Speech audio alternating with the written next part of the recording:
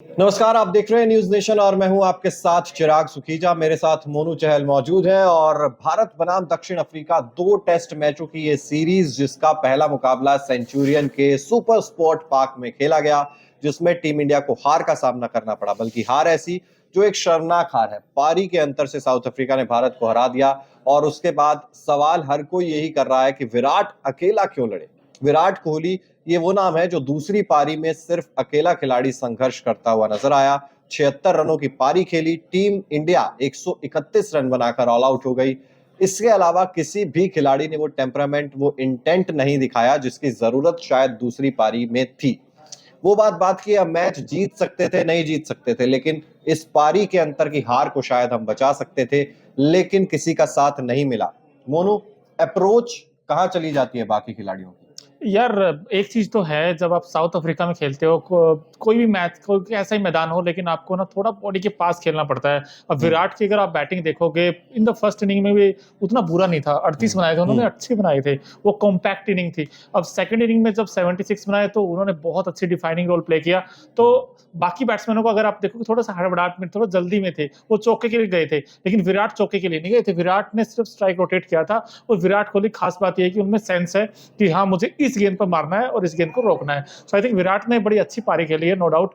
लेकिन जो आपने कहा, उनको उस तरीके का साथ नहीं मिला। अगर साथ मिल जाता तो हो सकता है ये मैच 4 दिन चला जाता, 5 दिन। बट एक बात तो साफ थी कि इंडिया इस मैच में तभी हार गया था जब आपने 150 से ऊपर की लीड दे दी हो दूसरी टीम को। क्योंकि इतिहास में सिर्फ 2 बार ऐसा हुआ है कि इंडिया ने 150 प्लस रन की लीड किसी टीम के खिलाफ हुई हो और उसके बाद कमबैक किया हो। एक मुझे याद आता है 1986 में मेलबर्न में हुआ था, और फिर दूसरा 2001 कोलकाता में ऑस्ट्रेलिया के अगेंस्ट हुआ था, जब इंडिया को 150 प्लस की लीड चली गई थी, लेकिन उसके बाद भी टीम इंडिया ने बाउंस बैक किया था। लेकिन यहाँ पर तो बहुत मुश्किल था, क्योंकि किसी भी बैट्समैन के सेकंड इनिंग में तो इतना हाल बेहाल था कि 2 बैट्समैन, शुभमन गिल और विराट कोहली, डबल डिजिट में पहुंचे थे, बाकी सारे बैट्समैन बिल्कुल। मोबाइल और मतलब वही है ना, अप्रोच की भी बात करते हैं हम विराट कोहली की पर्टिकुलरली बात यहाँ पर क्यों कर रहे हैं, क्योंकि ये सिर्फ एक ऐसा इकलौता मौका नहीं है जब विराट कोहली अकेले संघर्ष करते हुए आपको नजर आए हो। आपको हर बार हमने देखा यार, वो पाकिस्तान वाला T20 वर्ल्ड कप का मैच आप उठाकर देख लीजिए, आप एडिलेड टेस्ट, इनफैक्ट जिसकी हम बात भी कर रहे थे अभी थोड़ी देर पहले, जब विराट कोहली को कप्तानी मिली थी टेस्ट की, उसमें भी विराट कोहली ने दोनों पारियों में शतक लगाया, लेकिन फिर भी टीम इंडिया हार गई। तो विराट कोहली को हमने बहुत सारे ऐसे मौकों पर देखा है जब विराट कोहली अकेले रन बनाते हैं, लेकिन बाकी सारी टीम वो जो इंटेंट है ना, वो भी नहीं दिखा पाती। अब थोड़ा सा टेक्निकलिटी पर भी बात करनी जरूरी है। विराट कोहली ने रन्स कहाँ बनाए ज्यादा, स्ट्रेट में ज्यादा रन्स हमें देखने को मिले थे, क्योंकि सीधे बल्ले के साथ ज्यादा खेल रहे थे। बाकी के जो बल्लेबाज थे उनमें ऐसी क्या हड़बड़ाहट नजर आ रही थी? क्या आपको वो जो फॉर्मेट में स्विच करने वाला जो बटन होता है, क्या बाकी बल्लेबाजों के पास वो बटन नहीं है? वो T20 वनडे ही खेलते रहते हैं और टेस्ट वाले मोड में आते ही नहीं है। 2 दिन बचे हुए थे मोनू टेस्ट मैच में, 2 दिन। लेकिन हर तरह, अब रोहित शर्मा भी अगर आप देखेंगे 7 बॉल ठीक है, आपकी डॉट चलेगी। विराट कोहली ने भी इनफैक्ट 12-13 बॉलें शुरू की, उनसे 1 रन नहीं लगा था। उनको ऑफ द मार्क होने के लिए 12-13 गेंदें लगी थी। लेकिन रोहित शर्मा जैसे वो 7-8 गेंदें डॉट खेलते हैं, उसके बाद आपने देखा डिफेंसिव अप्रोच नहीं थी, स्ट्रेट ड्राइव मारने की कोशिश की, मूव कर रही थी कि जज नहीं कर पाए, लाइन में नहीं लेके आ पाए बल्ले को। तो बाकी अब की भी देखेंगे, इनफैक्ट शुभमन गिल की हम बात कर रहे थे, उन्होंने भी अक्रॉस द लाइन, वो गलत शॉट था, एकदम गलत शॉट। तो ऐसा क्या हो जाता है बाकी बल्लेबाजों को, या विराट कोहली ऐसा क्या अलग? अब आप देखेंगे साउथ अफ्रीका ने भी रन्स बनाए, इनफैक्ट मार्को यानसन ने रन्स बनाए हैं, और डीन एल्गर ने जिस तरीके की पारी खेली, इसी पिच पर खेली है, विराट कोहली ने भी इसी पिच पर खेली है। तो बाकी सब क्या ऐसा गलत कर रहे हैं? नहीं, एक चीज तो ये भी है चिराग की, एक्सपीरियंस भी आपको काम करता है, एक्सपीरियंस मैटर करता है। विराट के पास तो यार श्रेयस अय्यर के पास 2-3 टूर किए थे विराट ने, श्रेयस अय्यर के पास भी है, रोहित शर्मा के पास भी बहुत एक्सपीरियंस है। लेकिन विराट जिस नंबर पे आते हैं वो बड़ा इंपॉर्टेंट है, क्योंकि आप 2 आउट होने के बाद आते हैं। अब ओपनिंग बैट्समैन का काम होता है नई गेंद को पुराना करना। अब पुरानी तो करते ही, पुरानी नहीं करके दी विराट कोहली को। विराट वो ऑलमोस्ट नई बॉल से ही खेली है उन्होंने, लेकिन फिर भी यार देखिए, एक्सपीरियंस मैटर करता है हर बार। अब गिल और जायसवाल, ये इनका फर्स्ट टूर था, पहली बार, तो हम समझ सकते हैं उस तरीके से एडजस्ट नहीं कर पाए वो पेस को और बाउंस को। लेकिन विराट के पास देखिए क्लास है, और हर कोई विराट नहीं बन सकता। और विराट ने, आपने बड़ा अच्छा याद किया कि चाहे 2014 में जब उनको कैप्टनसी मिली थी, तब भी 2 बड़ी नॉक खेली थी, इंडिया हारा जरूर था, लेकिन उसके बाद जब बड़ा प्लेटफॉर्म हो, कहते हैं ना, जब मैटर बड़े हों, तो विराट हमेशा खड़े रहते हैं। ना सिर्फ अकेले अभी इस साल अगर आप देखो, 2023 WTC फाइनल में भी कुछ हद तक लड़े थे रहाणे के साथ, फिर फाइनल जब 2023 वर्ल्ड कप का खेला गया था, वहां 55 बनाए थे आई थिंक। बिल्कुल। वहां भी 55 बनाए थे। और इस मैच में भी अगर आप देखें तो एक एंड विराट कोहली ने संभाला हुआ था, as a anchor role play किया था, लेकिन दूसरे एंड से उनको वो ऐसा साथ ही नहीं मिला। और विराट की दोनों इनिंग अगर आप उठा के देख लो अभी भी, इसमें खास बात क्या लगती थी, आपने टेक्निकलिटीज की बात की थी, उन्होंने नांद्रे बर्गर हो या फिर आपके कोटजी हो, उन्होंने मतलब पहली 13-14 गेंदों पर तो बल्ला ही नहीं हटाया। बिल्कुल। उन्होंने गेंद को सिर्फ शोल्डर आर्म किया और गेंद जाती रही पीछे। सो आई थिंक विराट कोहली की सबसे अच्छी बात मुझे ये लगती है कि वो गेंद की पिच तक पहुंचते हैं। वो ऐसा नहीं कि दूर से खेलते हैं, वो दूर से तभी खेलेंगे जब छठे या सातवें स्टंप पर गेंद हो।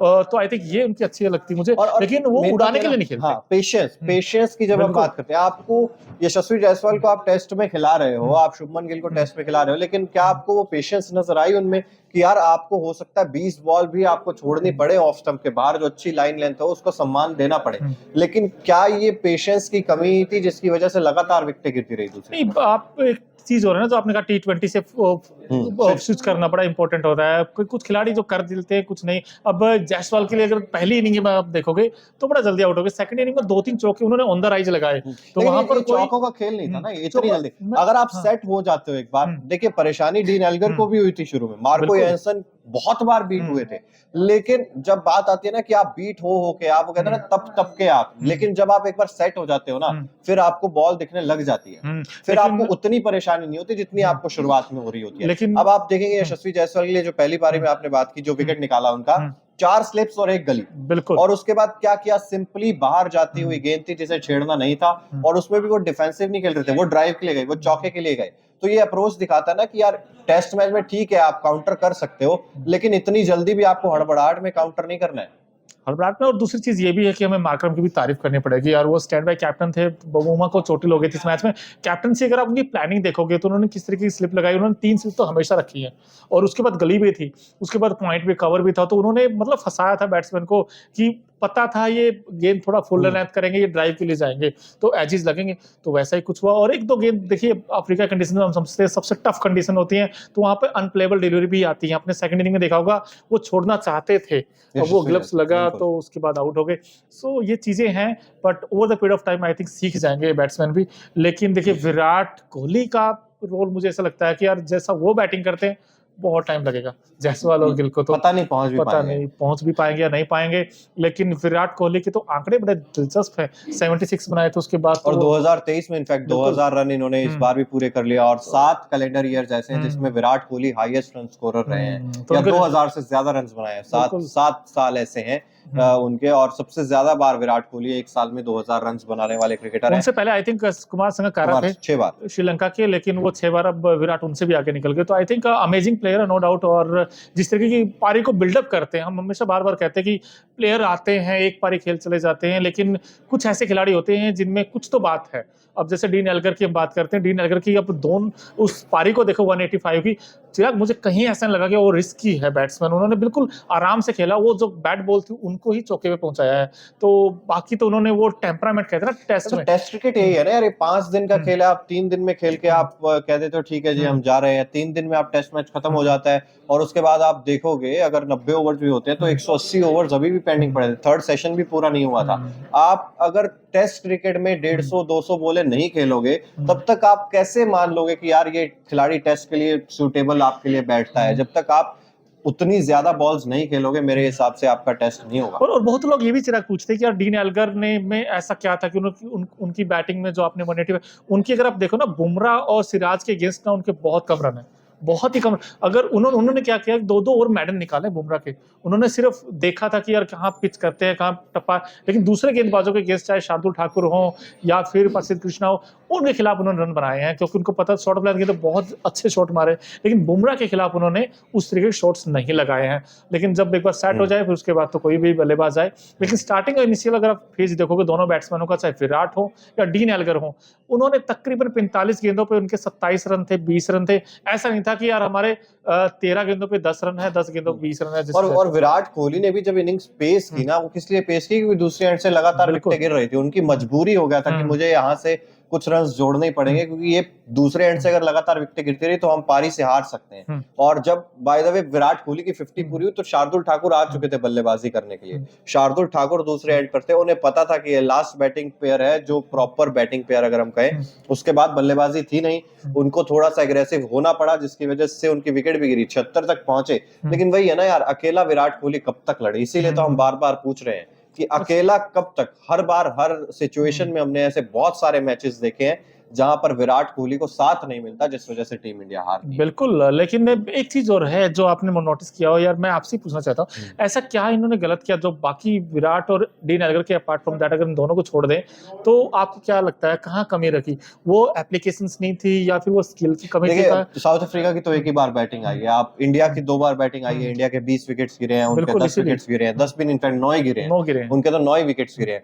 तो ऐसे में ना थोड़ा सा ये कंपेयर करना इंडिया वर्सेस साउथ अफ्रीका मुश्किल हो जाएगा। लेकिन बाकी जो साउथ अफ्रीकन बैट्समैन ना, जिनमें हड़बड़ाहट नजर आई थी, जिनमें ये नजर आया था, क्योंकि लास्ट में जब आप देखोगे, चाहे डीन एल्गर के विकेट गिरने के बाद भी, चाहे गेराल्ड कॉटजी आए, उन्होंने भी आके छक्के मारे और उनका काम वही था, उनको आके छक्के मारने ही थे। लेकिन अगर नंबर 1 नंबर 2 का बैट्समैन आकर सोचता है कि नहीं मुझे जाकर छक्के लगाने हैं और काउंटर अटैक ही करना है, यार ये काउंटर अटैक ना T20s और ओडीआई में काम आता है, ये काउंटर अटैक ना टेस्ट में काम नहीं आता है। आप एक छक्का मार भी दोगे, उससे बॉलर को इतनी ज्यादा परेशानी नहीं होती है, 2 चौके चले जाएंगे उससे भी बॉलर को परेशानी नहीं होती है। इनफैक्ट अगर आप ये देखो कि यार कोई अगर आपको टेस्ट क्रिकेट में कहे कि विराट कोहली 1 ओवर में 6 छक्के मार देगा, लेकिन 7वीं बॉल पे आपको विकेट मिल जाएगी, तो बॉलर दोनों हाथों से ले लेगा, कहेगा यार ठीक है मेरे को 36 रन दे दो, मेरे को 7वीं बॉल पे इसके विकेट दे दो, हर कोई ले लेगा। लेकिन T20 में अगर कोई कहे यार 6 बॉल में 36 रन बना के, वो कहेगा नहीं। तो ये फॉर्मेट जो स्विच करने की बात होती है ना, वो फॉर्मेट, और डीन एल्गर सिर्फ टेस्ट खेलते हैं, उनको इस चीज का बेनिफिट मिलता है कि उन्हें स्विच नहीं करना पड़ा। यहाँ पे स्विच करने की जब बात आती है, और यशस्वी जायसवाल हो, चाहे रोहित शर्मा हो, चाहे शुभमन गिल हो, बाकियों ने तो टेस्ट खेला भी नहीं। अब रोहित ने भी काफी लंबे समय से, जब WTC फाइनल के बाद शायद कोई टेस्ट मैच खेला नहीं है, तो वो स्विच करने का मेरे हिसाब से वो मौका नहीं मिला। हर बार ड्राइव करेंगे, बड़े शॉट्स खेलेंगे, इस तरीके से मेरे हिसाब से टेस्ट क्रिकेट चलता नहीं। अब ठीक है, कैपटाउन में भी इंडिया का मैच है अगला, तो हम लोग हमेशा कहते हैं कि इंडिया के कंडीशंस में ना आप जितना बैकफुट में खेलेंगे उतना अच्छा रहेगा, क्योंकि गेंद टर्न करेगी तो आप जितना स्पीड विद द स्पिन बहुत अच्छा खेलते हैं बैकफुट। कुछ प्लेयर सीधे बल्ले से ऑस्ट्रेलिया, अगर आप सम्मान देते रहोगे, अगर आप बाहर जाती हुई गेंदों को छोड़ते रहोगे तो आपको ना वो पता लग जाता है कि कौन सी गेंद कहां से पड़ के कहां उठ रही है, कितना बाउंस है, कितना, क्योंकि उसके लिए आपको समय चाहिए। ऐसा नहीं कि आपने एक बॉल देख ली है, बाउंस हो गई, तो आपको अगली बॉल पता होगा कि इतनी बाउंस पर आएगी। जब आप 20-30 गेंदें खेल लेते हो एक पिच पर, तब आपको पता लगता है कि नहीं यार यहाँ पे नीचे भी रह सकती है, यहाँ पे उछल भी सकती है गेंद। तो आपको समय बिताना होगा, गेंदों को सम्मान देना होगा, और जब आप खेल रहे हैं शुरुआत में 40-50 रन आप बना रहे हैं, कोशिश कीजिए सीधे बल्ले से रन बनाएं। लेकिन यार देखिए साउथ अफ्रीका की ना अभी भी फुल स्क्वाड नहीं है, मतलब बैटिंग इनएक्सपीरियंस है अभी भी उनकी, उस बैटिंग में उस तरीके की डेप्थ नहीं है, लेकिन उसके बाद भी 408 बनाना यार है तो। और मैं तो कहूंगा यार गेंदबाजी में भी आपको ये शार्दुल ठाकुर और प्रसिद्ध कृष्णा, जो आपने 2 लूज एंड छोड़ दिए, ये आपको बहुत परेशान करते हैं। आपके पास अगर यार साउथ अफ्रीका जा रहे हो, आप प्रॉपर पेसर्स लेकर जाओ। आप बैटिंग डेप्थ के चक्कर में आप वो जो पेस से कॉम्प्रोमाइज कर रहे हो ना, मेरे हिसाब से तो वो ठीक है नहीं। आपकी मुस्कुराहट है हालांकि चेहरे पर, मैं इसलिए लेकिन क्योंकि ये चाहते हैं ना कि हमारे 20-30 रन आ जाएं। अब वो 20-30 रन के लिए ठीक है, आपने लालच तो ले लिया 20-30 रन का, लेकिन क्या आप 20 विकेट्स निकाल पाओगे? क्योंकि आप तभी जीतोगे। देखो बार बार इसलिए कहते हैं, ये विराट जब कैप्टन थे ना, तो मुझे अभी भी एक आंकड़ा है, मैं आपको बता दूं कि 35 में से 22 बार विराट कोहली कैप्टनसी जब उन्होंने विदेश में की थी, तो 22 बार विरोधी टीम को ऑल आउट किया था। तो ये है जीत का मंत्र कह लीजिए आप। तो आपको 20 विकेट लेने पड़ेंगे। आप 20 विकेट कैसे लेंगे? या तो आप मुकेश को ले आइए अंदर, आप एक, मुझे प्रसिद्ध कृष्णा लगता है मुझे कि आप अभी थोड़ा सा ये है कि अभी फ्रेश है, वो अभी आए हैं, तो आई थिंक प्रसिद्ध की जगह आप मुकेश कुमार को ले आएंगे, तो मुझे एक चेंज लगता है होना चाहिए। और आपके पास पेस भी होना चाहिए, उतना आपके पास होना चाहिए यार। आप दूसरी तरफ से देखेंगे, चाहे मार्को यानसन हो, चाहे रबाडा हो, चाहे जेराल्ड कॉटजी हो, सब 140, 142, 145 तक फेंकते थे। लेकिन आप जब आपकी बारी आती है, प्रसिद्ध कृष्णा की बारी आती है, शार्दुल ठाकुर की बारी आती है, तब फिर आप पेस के साथ कॉम्प्रोमाइज कर सकते हो। और साउथ अफ्रीका जाकर आप पेस के साथ कॉम्प्रोमाइज कर रहे हो ना, तो मेरे हिसाब से वो नहीं चल। नहीं, आपने बड़ी अच्छी बात की यार। कगिसो रबाडा हो, चाहे कोटजी हो, या फिर आपके नादर बर्गर हो, एक एरिया था, जैसे ये ना 6 से 7 मीटर का एक एरिया हो गया, ठीक है। उन्होंने डिसिप्लिन रखा, उन्होंने गेंदबाजों में, उनको पता था कि हम इसी टप्पे पे गेंद करेंगे, बार बार एक ही लेंथ के ऊपर गेंद करते रहे, और कि कभी ना कभी तो इंडिया बैट्समैन वाले गलती करेंगे, और वहीं पे आपकी गलती भी हुई है, चाहे उसमें शुभमन गिल हो, क्रॉस द लाइन मारकर आउट हुए या फिर रोहित हो। सो आई थिंक वो उन्होंने एक मार्जिन पकड़ा हुआ था कि हमें इसी टप्पे पे गेंद करनी। इंडिया वालों ने क्या किया, उस टप्पे पे गेंद तो की बट वो कंटिन्यू नहीं किया, आपने डिसिप्लिन नहीं किया, आपने एक गेंद डाउन द लेग साइड की, फिर शॉर्ट ऑफ लेंथ किया, कुछ ट्राई करने का, कुछ नया करने की कोशिश कर रहे थे। आपको अफ्रीका में नया नहीं करना है, आपने अफ्रीका में नया नहीं आप करना है, नहीं क्योंकि नहीं गेंद हरकत करेगी करेगी। और आप ये भी देखिए ना कि आपने डीन एल्गर को बाउंसरे मारनी शुरू कब की? आपने जब वो सेट हुए थे ना, उसके बाद आपने उन्हें बाउंसरे लगानी शुरू की है, उसके बाद आपने परेशान करना शुरू किया। और विराट कोहली ने जब 76 मारे, एक बॉल मुझे याद आती है जो उनके यहाँ पे आके चिन पे लगी थी एकदम, और बहुत तेज लगी थी वो गेंद। यार आपको ऐसे सवाल पूछने पड़ेंगे, आपको हर बार बैट्समैन को ये मतलब वो सोचने पर मजबूर करना पड़ेगा कि यार हो सकता है ये मेरे घुटने पे तो मतलब या बिल्कुल पाँव पे मेरा पैर तोड़ने की कोशिश करेगा या मेरे मुंह के पास से ये गेंद जाएगी। जब तक आप सवाल नहीं पूछोगे ना, कठिन सवाल, तब तक टेस्ट क्रिकेट में मजा नहीं आता। बिल्कुल, और डीन एल्गर ने भी देखिए कई गेंदें खाई हैं, उन्होंने यहाँ पे भी खाई है, छाती पे भी खाई है। KL Rahul in fact first inning अगर आप देखोगे तो उन्होंने बड़ा स्ट्रगल किया था स्टार्टिंग में। सो आई थिंक जिगरा दिखाना पड़ता है ऐसी कंडीशंस में। और इस विकेट पर आप जल्दी अब पीछा छुड़ा के नहीं भाग सकते। मैं 4 चौके मार दूंगा और मारे और पीछे उसके हट बाद जाएगा। वो गेंदबाज पीछे नहीं हटता, ऐसी विकेट्स पे गेंदबाज कभी भी पीछे नहीं हटता। ऐसी विकेट्स पर आपको ही वो धैर्य दिखाकर, पेशेंस दिखाकर आपको आगे बढ़ते रहना होता है। चलिए, फिलहाल मुझे लगता है सारे पॉइंट्स कवर हो ही गए। आप भी बता दीजिए कमेंट सेक्शन में ये जरूर कि विराट कब तक अकेले लड़ते रहेंगे, बाकियों का साथ कब मिलेगा। और दूसरा टेस्ट यानी कि केप टाउन में जो टेस्ट मैच अगला होने वाला है, नया साल है, 3 जनवरी से टेस्ट मैच शुरू होने वाला है। और क्या नए साल पर तकदीर बदलेगी, किस्मत बदलेगी? क्या 2024 इंडियन क्रिकेट के लिए बेटर हो सकता है? ये भी कमेंट बॉक्स में जरूर बताइए। अगर आपने सब्सक्राइब नहीं किया अब तक हमारे चैनल को, तो जल्द से जल्द सब्सक्राइब भी कर दीजिए। बहुत बहुत शुक्रिया।